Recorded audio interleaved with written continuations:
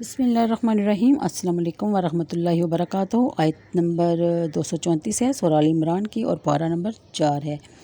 اس آیت میں سود کی ممانعت فرمائی گئی ہے اور اس زیادتی پر جو اس زمانے میں کی جاتی تھی اور اس کو معمولی سمجھا جاتا تھا، یعنی قرض جب میعاد آ جاتی تو اگر قرض دار کے پاس قرض ادا کرنے کی کوئی صورت نہ ہوتی تو قرض خواہ مال زیادہ کر کے قرض بڑھا دیتا اور ہر بار ایسا کرنے سے ان پہ ڈھیروں قرض ہو جاتا، جیسا کہ آج اس ملک کے سود خور کرتے ہیں۔ اس کو سود در سود کہتے ہیں۔ اس آیت میں اس کی ممانعت فرمائی گئی ہے اور بتایا گیا ہے کہ یہ گناہ ہے، اور گناہ بیان کیا گیا ہے کہ اے ایمان والو، سود دو نہ سود لو، سود دونا دن نہ کھاؤ، اور اللہ اور اس کے رسول کی فرمانبرداری کرو گے تو فلاح پاؤ گے۔ اسی آیت سے مسئلہ معلوم ہوتا ہے کہ گناہ کبیرہ سے آدمی ایمان سے خارج نہیں ہوتا۔ آگے 235 میں ہے کہ حضرت ابن عباس رضی اللہ تعالیٰ عنہ نے اس آیت کے بارے میں فرمایا کہ اس میں ایمان والوں کی تحدید ہے کہ سود وغیرہ اور جو چیزیں اللہ نے حرام کی ہیں انہیں حلال نہ جانو، کیونکہ حرام قطعی کو حلال جاننا کفر ہے۔ آگے 238 میں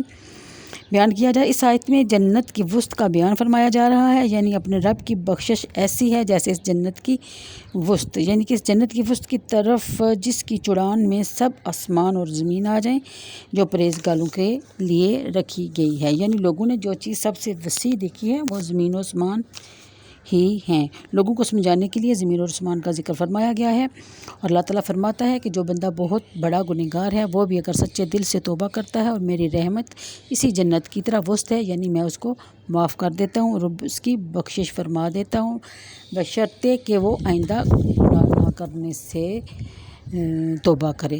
لیکن ہم گنہگار انسان ہیں، اگر پھر بھی ہم سے گناہ سرزد ہو جاتا ہے تو وہ پھر بھی غفور الرحیم ہے اور ہمیں معاف فرما دیتا ہے۔ اچھا جی، تو یہاں زمین و آسمان کا ذکر لوگوں کو سمجھانے کے لیے کیا گیا ہے۔ زمین اور آسمان کی پرت یعنی تہ در تہ اور طبقے طبقے بنا کر جوڑے جائیں اور سب کو ایک پرت یعنی ایک تہ کر دیا جائے تو اس سے جنت کی وسط کا اندازہ شاہد ہو سکے۔ ہرقل بادشاہ نے اسی آیت کے متعلق سید عالم صلی اللہ علیہ وسلم کی خدمت میں لکھا کہ جب جنت کی یہ وسط ہے جس میں آسمان اور زمین آ جائیں تو پھر دوزخ کہاں ہے؟ سبحان اللہ۔ حضور اقدس صلی اللہ علیہ وسلم نے فرمایا کہ سبحان اللہ، جب دن ہوتا ہے تو رات کہاں جاتی ہے؟ سبحان اللہ، اور جب رات آتی ہے تو دن کہاں ہوتا ہے؟ اس کلام بلاغت سے نظام کے معنی نہایت دقیق ہیں۔ ظاہر یہ پہلو یہ ہے کہ دوران فلکی سے ایک جانب سے دن حاصل ہوتا ہے اور دوسری جانب یعنی اس کی جانب مقابل رات ہوتی ہے۔ اسی طرح جنت جانب بالا میں ہے اور دوزخ جانب پستی میں۔ یہودی نے یہی سوال بھی حضرت عمر رضی اللہ تعالیٰ عنہ سے کیا تو آپ نے بھی یہی جواب دیا۔ اس پر انہوں نے کہا کہ توریت میں بھی اسی طرح سمجھایا گیا ہے، جس کی معنی یہ ہے کہ اللہ کی قدرت اور اختیار سے کچھ بعید نہیں، جس شے کو چاہے جہاں چاہے رکھے۔ یہ انسان کی تنگ نظری ہے کہ کسی چیز کی وسعت سے حیران ہوتا ہے اور پھر پوچھنے لگتا ہے۔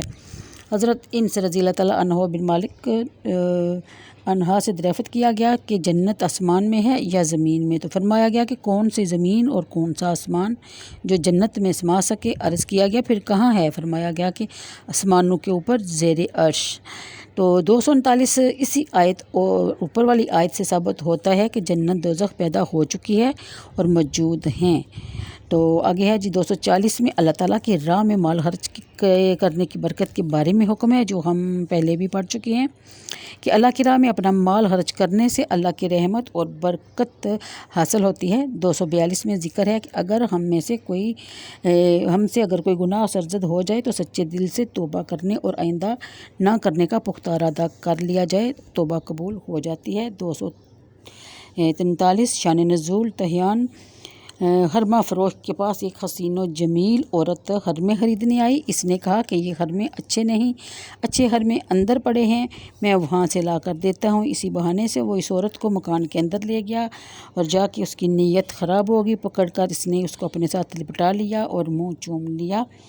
عورت نے صرف اتنا کہا کہ خدا سے ڈرو، یہ سنتے ہی اس نے عورت کو چھوڑ دیا اور بہت شرمندہ ہوا اور رسول خدا کی خدمت میں حاضر ہو کر سارا حال بیان کر دیا۔ اس پر یہ آیت نازل ہوئی۔ ایک قول یہ بھی ہے کہ ایک انصاری اور ثقفی میں محبت تھی، دونوں ایک دوسرے کو بھائی بنایا ہوا تھا۔ ثقفی جہاد میں گیا تو اپنے گھر کی نگرانی اپنے انصاری بھائی کے سپرد کر کے گیا۔ ایک روز انصاری گوشت لانے گیا اور سقفی کی بیوی کو لا کر دینے لگا تو سقفی کی بیوی نے گوشت لینے کے لیے جب ہاتھ بڑھایا تو انصاری نے اس کا ہاتھ چوم لیا اور بعد میں اس کو شرمندگی اور ندامت ہوئی اور وہ جنگل کی طرف نکل گیا، اپنے سر میں ہاک ڈالی، منہ پہ تماچے مارے۔ جب سقفی واپس آیا تو اس نے اپنی بیوی سے اس کے بارے میں پوچھا تو اس نے کہا کہ خدایا سے بھائی اور نہ دوست بڑھائے، اور وہ سارا واقعہ بھی بیان کر دیا۔ سقفی کے تلاش کرنے پر اس نے اس کو پہاڑوں میں روتا ہوا اور استغفار کرتا ہوا پایا اور اس کو لے کر آپ صلی اللہ علیہ وسلم کی خدمت میں حاضر ہوا، اور اس پر یہ آیت نازل ہوئی اور بتایا گیا کہ ہر بڑے سے بڑے گناہ گار کی بھی توبہ قبول ہو جاتی ہے۔ تو آج کے لیے اتنا ہی، مجھے دیجیے اجازت، اور تمام میں یاد رکھیے اور ویڈیو کو لائک اور شیئر کر دیا کیجیے، اس سے میری حوصلہ افزائی ہوگی اور ویڈیو آگے تک لوگوں کو ملے گی۔ اوکے جی، اللہ حافظ۔